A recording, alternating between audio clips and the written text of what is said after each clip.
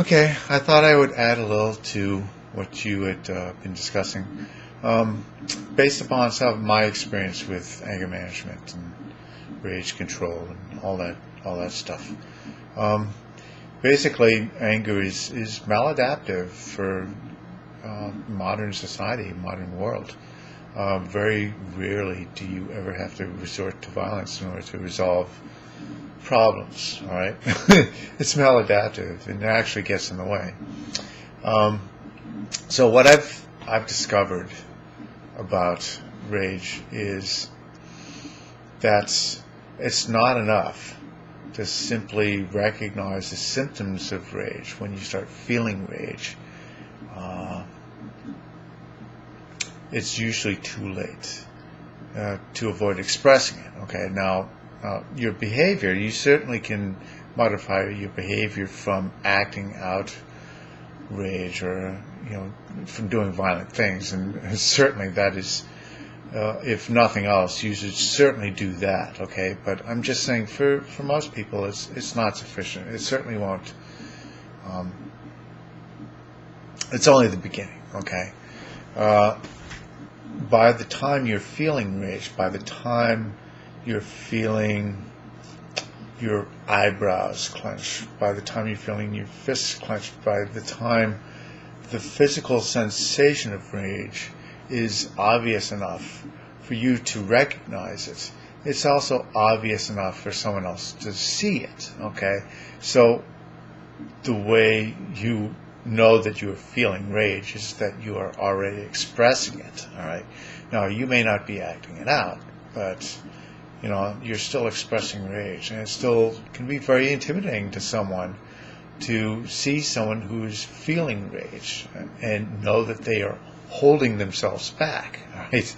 You always have to question what are they holding back? Well, they're holding back violence. All right, so it's very important to understand that it's not sufficient simply just to hold back the violence, to hold it back, and to hold back that behavior.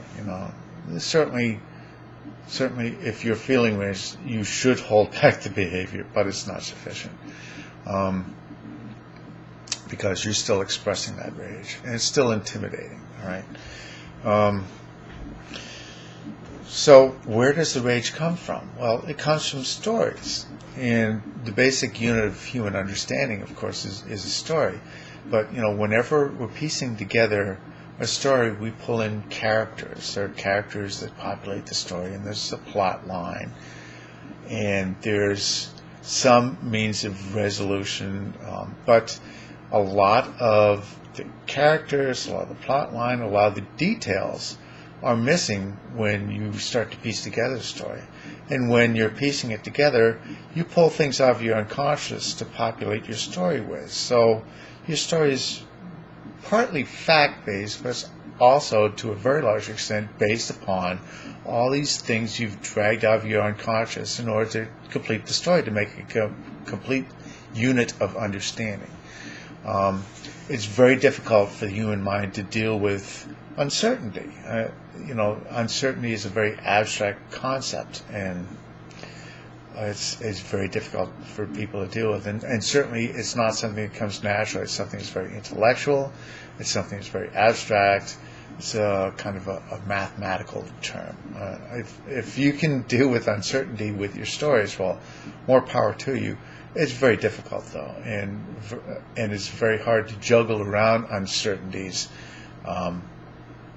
without having to spend a lot of time constructing these stories. So, the more detailed and the more abstract you want to make it, the longer it takes for you to create the story. All right, and of course, it takes more time than you have available potentially. That you need to come up with a way of understanding what's happening in the here and now.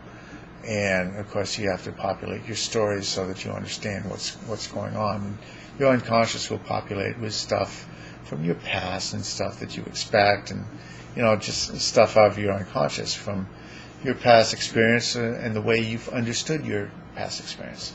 So the way to address rage is to understand what stories make you angry, and to understand the ways in which these stories are not necessarily complete from a factual basis, but to understand how much of your past, how much of your unconscious is contributing to the story in order to make a complete story, and to actively try and change your unconscious so that it stops populating your stories with plot lines and characters that require violence to resolve, right?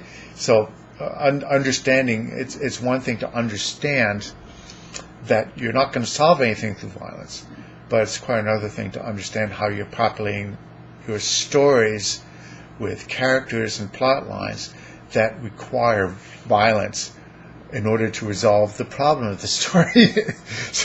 so intellectually you can know that violence doesn't solve anything, but you're still creating these stories that require violence for you to solve the problem, all right? Well, you're not going to solve the problem that way, all right? So you're creating these stories that ultimately end up completely frustrating because it produces rage, which is maladaptive, all right? So it requires practice to be able to change your unconscious. I mean, your conscious, the only way to change your unconscious is through practice and training, and eventually it'll sink in, but it's not something that happens overnight. It requires a lot of focused effort in order to be able to do that. So, anyways, there's no quick fix. No quick fix to anger problems, all right? It takes time in order to identify those parts of your unconscious that are fueling the rage by filling in the blanks in the stories you're creating with problems that can only be resolved through violence. So you need to start finding ways of creating problems that are solved through other means. the means that are more adaptive to modern life. All right. So anyways, that's all for now. Thanks. Bye.